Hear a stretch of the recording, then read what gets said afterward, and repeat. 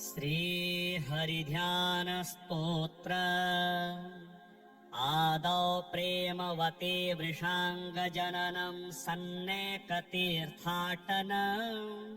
दुष्करमोपशमं च साधुशरणं सद्धर्मसंस्थापनम् हिंसावर्जितभूरियज्ञकरणं मूर्तिप्रतिष्ठापनम् आर्यस्थापनमक्षराख्यगमनं सतसङ्गसज्जीवनम्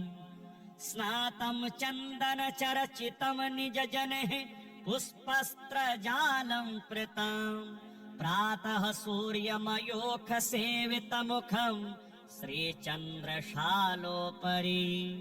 धृत्वा रोटकमेकपाणितलके पङ्क्त्यान्यहस्तेन तम् पुञ्जानं प्रविलोक्य सेवकगणान् वन्दे सदा स्वामिनम् अथ मनसि शनैः स्थिरत्वमाप्ते भगवति मानुषमूर्ति वासुदेवे निज हृदि पृथगेकमेकमङ्गम् चरणतलादिविचिन्त्यमस्य पुंसाम् निज हृदि दृशिगोचरे तदीये यवयवय एककेके पृथक् च चपलमपि मनः स्थिरम विधेयम् व्रजति लयं खलु तेन तन्मलौघः भज कमलकयवाङ्कुशोर्ध्वरेखा प्रमुख सुलक्षण लक्षिते च रम्ये अतिशय मृदुले च यावकाभे चरणतले मनसास्य चिन्तनीये अरुणनख शशाङ्कराजिकान्त्या हृतनिज चिन्तक हृत्तमून्द्रियुगम क्रमलघु समकोमलाङ्गुलीभिर् हृतनव कान्ति चास्य चिन्त्य निज जन मनसः प्रहर्षणार्थम् परिधृतनूपुरसिञ्चितातिरम्य स्वगत निज जननाक्षि वृत्तिचोरम् चरणयुगं हृदि चिन्तनीयमस्य किसलय मृदुले सुवृत्तजङ्घे क्रम पृथुलेथ सुवर्तुलौ च जानु करिकर सदृशं समं च पीनं निज हृदि शक्तियुगं च चिन्त्यमस्य मृदुघनसित सूक्ष्म दीर्घवासः परिदधदुत्तम हेम काञ्चिनद्धम् पृथुलकटियुगं च चिन्तनीयं निज हृदये चिरमस्य भक्तभर्तुः उदरमपि लसदवलित्रयान्तर गतशुभ सभ्रम निम्ननाभिकोपम् हृदयमुरु सुगन्धि पुष्पहारम् समविततं हृदि चिन्त्यमस्य तुङ्गम् कनककटक शृङ्खलोर्मिकाभिर लसदरुणां च निभं करद्वयं च दृढतरमतिरम्य बाहुयुगमम् निज हृदयेस्य विचिन्त्य मङ्गदाढ्यम् विविधमणिविशुद्ध हेमसूत्र ग्रथित सुमौक्तिकहार हारिकण्ठः विगद शशकलङ्क आस्य चन्द्रः स्त्रियमनसि सास्य चिरं च चिन्तनीयम् मितहसित विशर्पिदन्तकान्ति प्रथन समुज्ज्वल गण्डयुगममस्य नवनलिनदलायतम विचिन्त्यम् निज हृदि चञ्चललोचनद्वयं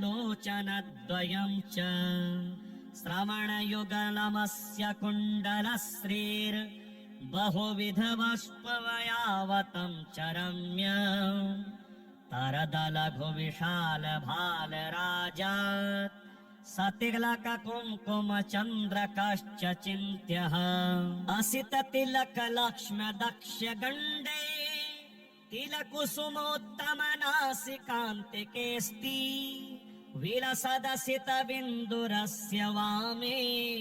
श्रवणपुटे भवतीति चिन्तनीयः विविध कुसुम शेखरालिराजत पटमुकुटं च शिरोस्य चिन्तयित्वा वदनकमलमेव चिन्तकेन स्मितमधुरं चिरकालमस्य चिन्ता श्रीविष्णुकवचस्तोत्र शान्ताकारं भुजगशयनं पद्मनाभं सुरेशं विश्वाधारं गगनसदृशं मेघवर्णं शुभाङ्गं लक्ष्मीकान्तं कमलनयनं योगिभिर्ध्यानगम्यं वन्दे विष्णुं भवभयहरं सर्वलोकैकनाथं मेघश्यामं पीतकौशेयवासं श्रीवत्साङ्गं कौस्तुभोद्भासिताङ्गं पुण्योपेतं पुण्डरीकायताक्षं विष्णुं वन्दे सर्वलोकैकनाथं शशङ्खचक्रं सकिरीटकुण्डलं सपीतवस्त्रं सरसीरुहेक्षणं सहारवक्षस्थलशोभिकौस्तुभं नमामि विष्णुं शिरसा चतुर्भुजम् ॐ पूर्वतो मां हरिः पातु पश्चात् श्रीः सदक्षिणे श्रीकृष्ण उत्तरे पातु श्रीगोविष्णुश्च सर्वशः ऊर्ध्वं मे नन्दनी पातु अधस्ताष्टारं सदा पादौ पातु सरोजाङ्गी अङ्गे पातु जनार्दनः जानुनी मे जगन्नाथः ऊरो पातु त्रिविक्रमः गुह्यं पातु हृषीकेशः पृष्ठं पातु ममाव्ययः पातु नाभिं ममानन्तः कुक्षिं राक्षसमर्दनः दामोदरो मे हृदयं वक्ष्यः पातु नृकेसरी करौ मे कालियारातिः भुजौ भक्तार्तिभञ्जनः कण्ठं कालाम्बुदश्यामः स्कन्धौ मे कंसमर्दनः नारायणो मे व्यान्नासां कर्णौ मे च प्रभञ्जनः कपालं पातु वैकुण्ठः जिह्वां पातु दयानिधिः हास्यं दशास्य हन्ताव्यात् नेत्रे मे पद्मलोचनः भ्रुवौ मे पातु भूमा च ललाटं मे सदाच्युतः मुखं मे पातु गोविन्दः शिखां गरुडवाहनः मां शेषसायी सर्वेभ्यो व्याधिभ्यो भक्तवत्सलः पिशाचाग्निज्वरेभ्यो माम् आपद्भ्यो वतु माधवः सर्वेभ्यो दुरितेभ्यश्च पातु मां पुरुषोत्तमः इदं श्रीविष्णुकवचं सर्वमङ्गलदायकं सर्वरोगप्रशमनं सर्वशत्रुविनाशनम् एवं जजापयत काले शात्परश्चाक्षरं परं त्रिसन्ध्यं यः पठेच्छुद्धः सर्वत्र विजयी भवेत्। श्रीनारायणस्तोत्र नमो नमस्ते भगवज्जगद्गुरो नारायणाप्राकृत दिव्यमूर्ते अनन्तकल्याणगुणाकरस्त्वं दासे मयि प्रीततरहस्य दास्याः त्वं वासुदेवोऽसि जगन्निवासः क्षेमाय लोकस्य तपः करोसि योगेश्वरेषोपशमस्त आत्मा रामाधिपस्त्वं परहंस सद्गुरुः विभुरऋषीणां वृषभोऽक्षरात्मा जीवेश्वराणां च नियामकोऽसि साक्षी महापुरुष आत्मतन्त्रः कालो भवद्यद्भ्रुकुटेर्महाश्च सर्गादिलीला जगतां त्वमीश करोषि माया पुरुषात्मनेव तथाप्यकर्ता ननु निर्गुणोऽसि भूमा परब्रह्म परात्परश्च सत्यः स्वयं ज्योतिरतर्क्यशक्तिस्त्वं ब्रह्मभूतात्मविचिन्त्य मूर्तिः बृहद्व्रताचार्य महामुनीन्द्र कन्दर्पदर्पा परहरा प्रताप तपस्विनां ये रिपवः प्रसिद्धाः क्रोधोरसो मत्सरलोभमुख्याः अप्याश्रमं तेऽपि कदापि वेष्टुं नेमं शमाह्येष तव प्रतापः छन्दोमयो ज्ञानमयो मृताध्वा धर्मात्मको धर्म सर्गाभिपोष्टा उन्मूलिता धर्म सर्गो महात्मा त्वमव्ययश्चाक्षयो व्यक्तबन्धुः निर्दोषरूपस्य तवाखिलाः क्रिया भवन्ति वै निर्गुणा निर्गुणस्य धर्मार्थकामेप्सुभिरर्चनीयस्त्वमीश्वरो नाथ मुमुक्षुभिश्च त्वमकालमायायमसंसृतिभ्यो महाभयात् पातुमेकः समर्थः भक्तापराधाननवेक्ष्यमाणो महादयालुः किल भक्तवत्सलः कृतावतारस्य हि नाम मात्रं रूपं च वा यः स्मरेदन्तकाले सोऽपि प्रभो घोरमहागसङ्घात् सद्यो विमुक्तो दिवमाशु याति तं त्वां विहायात्र तु यो मनुष्यो देहे त्रिधातावपि दैहिकेषु जायात्मयज्ञातिधनेषु सञ्जते समायया वञ्चित एव मूढः तद्भक्तियोग्यो नरदेह एव यम कामयन्तेऽपि च नाकसंस्थः त्वद्भक्तिहीनहं हि दिवोऽपि सौख्यमहं तु जाने नरकेण तुल्यम् तपस्त्रिलोक्याः कुरुषे सुखाय तत्रापि ते भारतवासि पुंसो अनुग्रहो भूरितरो यदत्र कृतावतारो विचरन् विराजसे तस्याश्रयं ये तव नात्र कुर्वते त एव शास्त्रे सुमता कृतघ्नाः अतस्तवेकाश्रयमेव बाढं पुरवत्यजस्रं मयि ते स्तुतुष्टिः। श्रीहरिध्यानस्तोत्र आदौ प्रेमवते वृषाङ्गजननं सन्नेकतीर्थाटनं दुष्करमोपशमं च साधुशरणं सद्धर्मसंस्थापनम् हिंसावर्जितभूरियज्ञकरणं मूर्तिप्रतिष्ठापनम् आर्यस्थापनमक्षराख्यगमनं सतसङ्गसज्जीवनम् स्नातं चन्दनचर्चितं निजजनैः पुष्पस्त्रजालं कृतम् प्रातः सूर्यमयोखसेवितमुखं श्रीचन्द्रशालोपरि धृत्वा रोटकमेकपाणितलके पङ्क्त्यान्यहस्तेन तं पुञ्जानं प्रविलोक्य सेवकगणान् वन्दे सदा स्वामिनम् अथ मनसि शनैः स्थिरत्वमाप्ते भगवति मानुषमूर्ति वासुदेवे निज हृदि पृथगेकमेकमङ्गम् चरणतलादिविचिन्त्यमस्य पुंसाम् निज हृदि दृशिगोचरे तदीये यवयवय एककेके पृथक् च चपलमपि मनः स्थिरम विधेयम् व्रजति लयं खलु तेन तन्मलौघः भज कमलकयवाङ्कुशोर्ध्वरेखा प्रमुख सुलक्षण लक्षिते च रम्ये अतिशय मृदुले च यावकाभे चरणतले मनसास्य चिन्तनीये अरुणनख शशाङ्कराजिकान्त्या हृतनिज चिन्तक हृत्तमून्द्रियुगम क्रमलघु समकोमलाङ्गुलीभिर् हृतनव कान्ति चास्य चिन्त्य निज जन मनसः प्रहर्षणार्थं परिधृतनूपुरसिञ्चितातिरम्य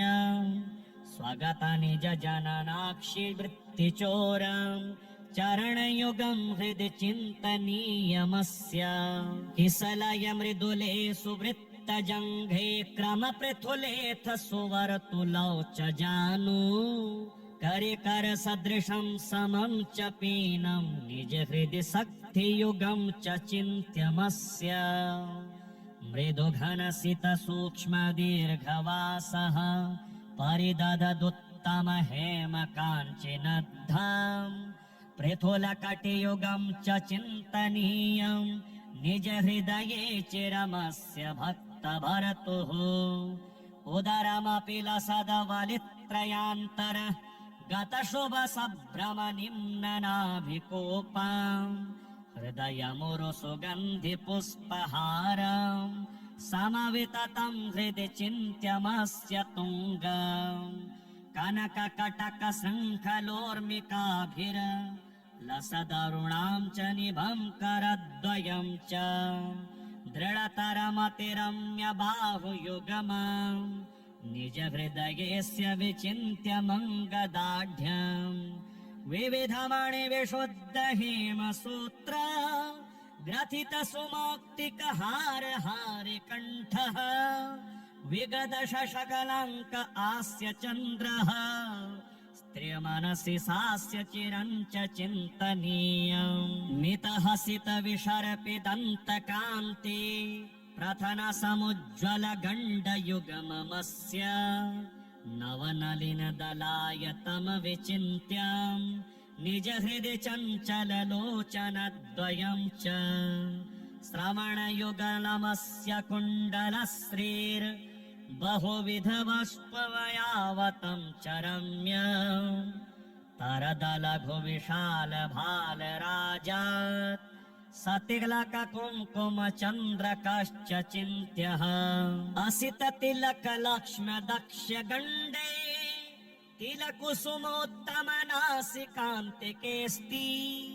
विलसदसित बिन्दुरस्य वामे श्रवणपुटे भवतीति चिन्तनीयः विविध कुसुम शेखरालिराजत पटमुकुटं च शिरोस्य चिन्तयित्वा वदन कमलमेव चिन्तकेन स्मितमधुरं चिरकालमस्य चिन्तम् श्रीविष्णुकवच स्तोत्र शान्ताकारं भुजगशयनं पद्मनाभं सुरेशं विश्वाधारं गगनसदृशं मेघवर्णं शुभांगं लक्ष्मीकान्तं कमलनयनं योगिभिर्ध्यानगम्यं वन्दे विष्णुं भवभयहरं सर्वलोकैकनाथं मेघश्यामं पीतकौशेयवासं श्रीवत्साङ्गं कौस्तुभोद्भासिताङ्गं पुण्योपेतं पुण्डरीकायताक्षं विष्णुं वन्दे सर्वलोकैकनाथं शशङ्खचक्रं सकिरीटकुण्डलं सपीतवस्त्रं सरसीरुहेक्षणं सहारवक्षस्थलशोभिकौस्तुभं नमामि विष्णुं शिरसा चतुर्भुजम् ॐ पूर्वतो मां हरिः पातु पश्चात् श्रीः सदक्षिणे श्रीकृष्ण उत्तरे पातु श्रीगोविष्णुश्च सर्वशः ऊर्ध्वं मे नन्दनी पातु अधस्ताष्टारं सदा पादौ पातु सरोजाङ्गे अङ्गे पातु जनार्दनः जानुनी मे जगन्नाथः ऊरो पातु त्रिविक्रमः गुह्यं पातु हृषीकेशः पृष्ठं पातु ममाव्ययः पातु नाभिं ममानन्तः कुक्षिं राक्षसमर्दनः दामोदरो मे हृदयं वक्ष्यः पातु नृकेसरी करौ मे कालियारातिः भुजौ भक्तार्तिभञ्जनः कण्ठं कालाम्बुदश्यामः स्कन्धौ मे कंसमर्दनः नारायणो मे व्यान्नासां कर्णौ मे च प्रभञ्जनः कपालं पातु वैकुण्ठः जिह्वां पातु दयानिधिः हास्यं दशास्य हन्ताव्यात् नेत्रे मे पद्मलोचनः भ्रुवौ मे पातु भूमा च ललाटं मे सदाच्युतः मुखं मे पातु गोविन्दः शिखां गरुडवाहनः मां शेषसायि सर्वेभ्यो व्याधिभ्यो भक्तवत्सलः पिशाचाग्निज्वरेभ्यो माम् आपद्भ्यो वतु माधवः सर्वेभ्यो दुरितेभ्यश्च पातु मां पुरुषोत्तमः इदं श्रीविष्णुकवचं सर्वमङ्गलदायकं सर्वरोगप्रशमनं सर्वशत्रुविनाशनम् एवं जजापयत काले स्यात् परश्चाक्षरं परं त्रिसन्ध्यं यः पठेत् शुद्धः सर्वत्र विजयी भवेत्। श्रीनारायण स्तोत्र।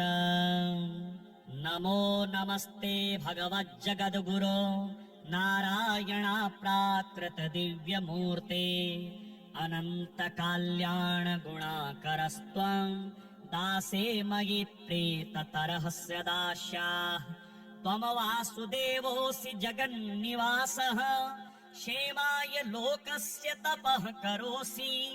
योगेश्वरेषोपशमस्त आत्मा रामाधिपस्त्वं परहंस सद्गुरुः विभुरऋषीणां वृषभोऽक्षरात्मा जीवेश्वराणां च नियामकोऽसि साक्षी महापुरुष आत्मतन्त्रः कालो भवद्यद्भ्रुकुटेर्महाश्च सर्गादिलीला जगतां त्वमीश करोषि माया पुरुषात्मनेव तथाप्यकर्ता ननु निर्गुणोऽसि भूमा परब्रह्म परात्परश्च सत्यः स्वयं ज्योतिरतर्क्यशक्तिस्त्वं ब्रह्मभूतात्मविचिन्त्य मूर्तिः बृहद्व्रताचार्य महामुनीन्द्र कन्दर्पदर्पा परहरा प्रताप तपस्विनां ये रिपवः प्रसिद्धाः क्रोधो रसो मत्सरलोभमुख्याः अप्याश्रमं तेऽपि कदापि वेष्टुं नेमं शमाह्येष तव प्रतापः छन्दोमयो ज्ञानमयो मृताध्वा धर्मात्मको धर्म सर्गाभिपोष्टा उन्मूलिता धर्म सर्गो महात्मा त्वमव्ययश्चाक्षयो व्यक्तबन्धुः निर्दोषरूपस्य तवाखिलाः क्रिया भवन्ति वै निर्गुणा निर्गुणस्य धर्मार्थकामेप्सुभिरर्चनीयस्त्वमीश्वरो नाथ मुमुक्षुभिश्च त्वमकालमायायमसंसृतिभ्यो महाभयात् पातुमेकः समर्थः भक्तापराधाननवेक्ष्यमाणो महादयालुः किल भक्तवत्सलः कृतावतारस्य हि नाम मात्रम् रूपं च वा यः स्मरेदन्तकाले सोऽपि प्रभो घोरमहागसङ्घात् सद्यो विमुक्तो दिवमाशु याति तं त्वां विहायात्र तु यो मनुष्यो देहे त्रिधातावपि दैहिकेषु जायात्मयज्ञातिधनेषु सञ्जते समायया वञ्चित एव मूढः तद्भक्तियोग्यो नरदेह एव यम कामयन्तेऽपि च नाकसंस्थः तद्भक्तिहीनहं हि दिवोऽपि सौख्यमहं तु जाने नरकेण तुल्यं तपस्त्रिलोक्याः कुरुषे सुखाय तत्रापि ते भारतवासि पुंसो अनुग्रहो भूरितरो यदत्र कृतावतारो विचरन् विराजसे तस्याश्रयं ये तव नात्र कुर्वते त एव शास्त्रे सुमता कृतघ्नाः अतस्तवेकाश्रयमेव बाढं कुर्वत्यजस्रं मयि ते स्तुतुष्टिः।